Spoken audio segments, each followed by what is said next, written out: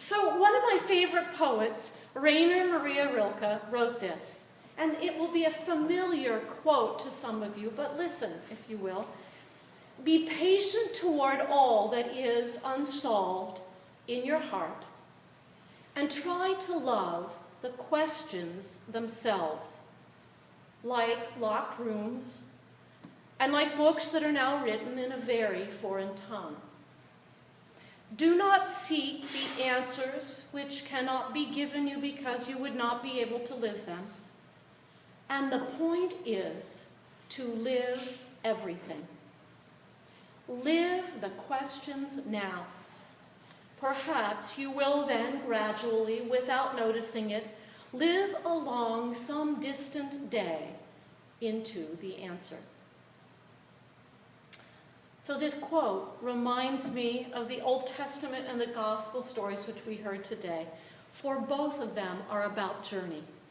The journeys we take as a result of what is unsolved within us. The journeys we take that, excuse me, as St. Augustine would say, where we can move beyond our restlessness to rest in God. The journeys we take in hope of a distant day and place where all will be well and where our deepest questions will be answered. The Old Testament story recounts an outward journey of a man following God's call to go and leave country, kindred, and father's house to set out in a direction with a destination which will only unfold as the journey is undertaken. Abram's journey to becoming Abraham, the father of the multitude more numerous than the stars, the seed from which the people of God will spring, the fount of God's blessing on all the families of the earth, began, as the Chinese proverb would say, with a single step in the direction of faith and hope. And the other journey in our gospel depicts Nicodemus following God's call to go inward, to leave the comforts and structures of his religious and academic life with all the trappings of Jewish leadership, prestige and power, and steal away into the night to open himself up to a new way of thinking and being, to ask deeper questions, to allow himself to be exposed to a new light that just might enlighten his own life and the life of the world. So I've been reflecting on just what combination of circumstances and what quality of heart or mind or strength or will need to come together to allow people to be lured from the comforts of what is known into the unknown. So I ask you, I ask myself, what propels us on that long journey of a lifetime that Rilke would remind us takes patience and faith and hope, while demanding fully that we live into our imperfect selves in a kind of winding path toward a destination like with Abram and Nicodemus, and even like for us, unfolds before us as we risk in faith. What shakes our foundation? What wakes us up to new possibilities or moves our hearts to give us the will to listen to a voice that is different, that invites us literally to get up and move? What gives us the will to set out on such a journey? After all, journeys change us. What we seek with our hearts shapes our lives.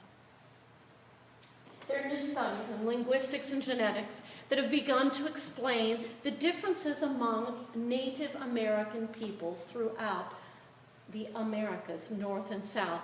And researchers posit the idea that during the last glacial maximum, the land in the northern part of the Pacific around the Bering Strait actually was a broad plain, and that the folks who were migrating from earliest humans from Siberia, that as they migrated into that plain, they literally lived there 15,000 years. Now a few, moved a little farther, and that's what can begin to describe and explain some of the differences in genetics and literally the physical traits of different tribes in the Americas. But 15,000 years they lived there until 14,000 years ago. And so it brings to mind for me the fundamental question of what keeps some people planted, which is what the vast majority did. They stayed in one place for 15,000 years. And how is that different from those who risked and headed out and were literally the first small band of migrants to our continents? So I've just finished that book, The Warmth of Other Suns. Has anyone read that? It's this wonderful story of the migration of blacks from the rural South in the U.S. between 1915 and 1970, and the stories of their journeys as they ventured out from the South by train or by car to go to the North or to the West to escape the Jim Crow South. Well, you wonder, and the book explores what kept some there and what forced some out. And we know that there was oppression of blacks, and there was a lack of freedom, and especially a lack of economic opportunity. And clearly those factors were at play. But all the blacks in the South experienced these things and railed against them. So why did some stay and others leave? How did the ones who left, how did they love the questions deep in their own heart about their identity and their rights in a way that gave them the courage to seek the long answers in lives lived in alternative ways to what they had always known? What in our hearts gives us the courage to set out? Why did Abram leave the Ur of the Chaldees, and what propelled Nicodemus into the dark of the night to the feet of Jesus? Well, biblical theologians would say to you, it's call, the voice of God in the ear of Abram, who was this unlikely old man with a childless, aging wife, that it was God's call that gave him courage to venture out on this journey, that it was God's call, like when God later called the Virgin Mary. It was God's call that was whispered into the ear of a faithful servant who trusted God enough to say, yes, I hear you, and I will follow, and yes, I will risk everything. But how did that much trust get built between Abram and God? I suspect that over the years there had been a lot of testing, that first Abram ran away like Jonah did, or finally decided to try to submit to God but struggled mightily with him like Jacob at the Jabbok.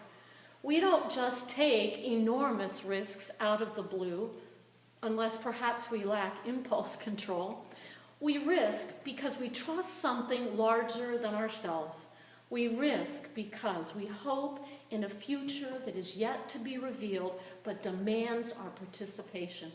That's what makes us get up and move.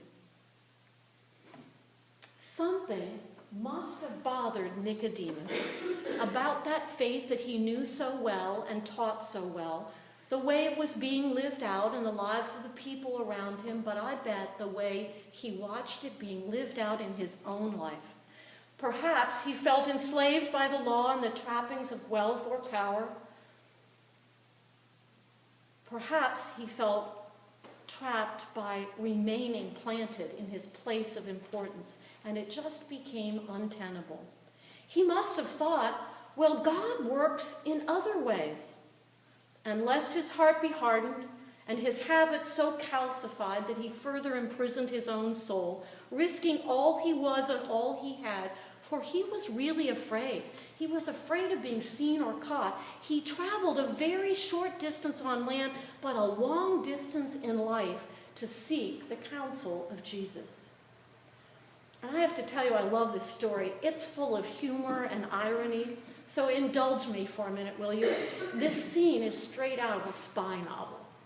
So Nicodemus is just shaking with fear. He's hyper-vigilant. He's looking around furtively in every direction, lest somebody is going to recognize him as he makes his way in the night to find Jesus.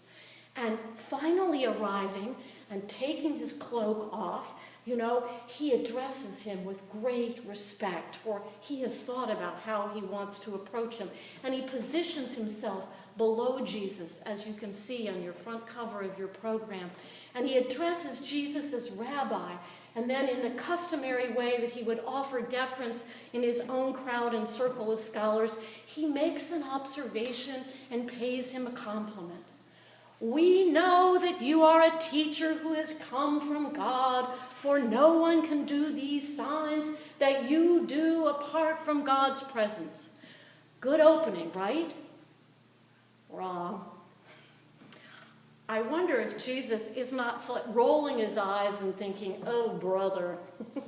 I mean, this is this Jewish leader that has come to him in the middle of the night, knocked on his door, gotten him out of bed, and addressing him with all this deference. But it's already obvious that he does not want to, or perhaps is not capable of really letting go and giving his full self over to the quest. At least not yet. That he cannot yet embody the answers that he seeks. And Jesus could not be less interested in Nicodemus's compliments. He sees him as he is and loves him and receives him, but at a different level. At the level of the hunger in his soul. At the level of what is unsolved in his heart. He sees him at a level that befits the one who would clandestinely, under the cloak of darkness, make contact with him. Dispensing with formalities, Jesus says to him, very truly I tell you, no one can see the kingdom of God without being born from above. Say what? Nicodemus, of course, has his mind blown with these words and cannot imagine himself, a grown man, returning to his mother's womb, somehow quite literally being reborn. And think about that for a moment. A grown man, what? Getting smaller and smaller, sort of in the takeoff of like, Honey, I Shrunk the Kids, and yet, that is what it takes, does it not? Something just about as unlikely and awkward as that kind of transformation is what it takes to be born of the water and the Spirit. A maneuver in our lives of faith that requires just about as much patience and care and love. Like a computer file that is too big to transport or store, we need to be compressed and compacted and shrunk and then placed in line for a new birth canal experience. And that is the journey. So, what journey are you on? One that is taking you over vast terrain and into unfamiliar, even uncharted or hostile territory? Or one nearer your own geographic home, but no less treacherous, requiring you to rethink and recalibrate every relationship that you have? And are you ready to take the risk? This is Lent. This is a good time to risk. All we can do is succeed. For even success in following Jesus in Lent takes us right to the foot of the cross and takes us to death and into new life after that. And we may get scared because if we too are the great participants in this faith journey, we know ourselves only too well, and that ought to scare us. There is this monastery in Europe, perched high on a cliff several hundred feet in the air, and there are no roads to get there. The only way to get there is in a basket suspended over the cliff that is literally hoisted by a strong group of monks. One visitor in the basket with one of the monks, on the way up, began to have failure of nerve, noticed some fraying parts in the rope that was passing through the pulleys, and asked, "When do you change these ropes?" The monk thought about it and replied, "When they break."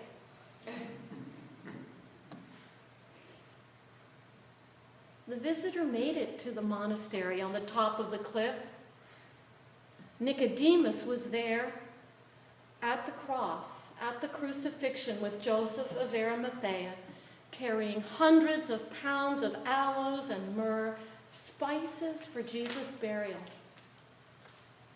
Abraham made it to Canaan land, and today we count him as our ancestor in the faith. And I believe, with patience and loving the questions that spring from our hearts, living into our lives with vigor and taking our journey together and individually, we too will one day arrive and our questions will be answered. I'm sure of it. Amen.